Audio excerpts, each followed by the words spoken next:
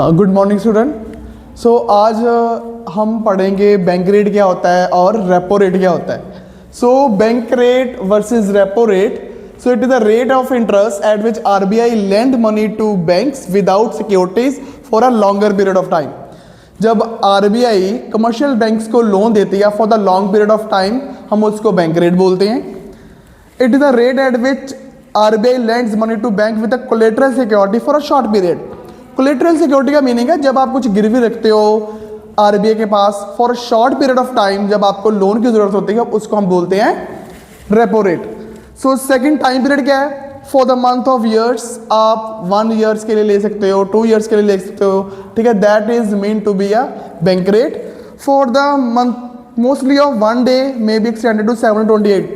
कहने का मतलब यहाँ पर ये है, 1 महीने तक जब आप लोन लेते हो, कमर्शियल बैंक्स लेती है आरबीआई से for 7 days, might be a 15 days, might be a 20 till then the 28 days, that is known to be a repo rate.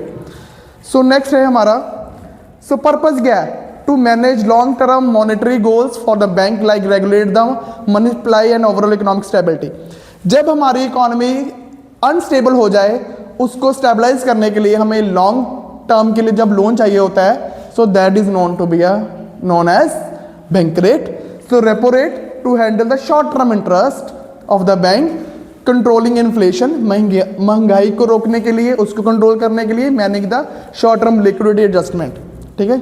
Short term के खर्चे को रोकने के लिए, मैनेज करने के लिए, कंट्रोल करने के लिए हम उसको बोलते हैं हम रेपो रेट।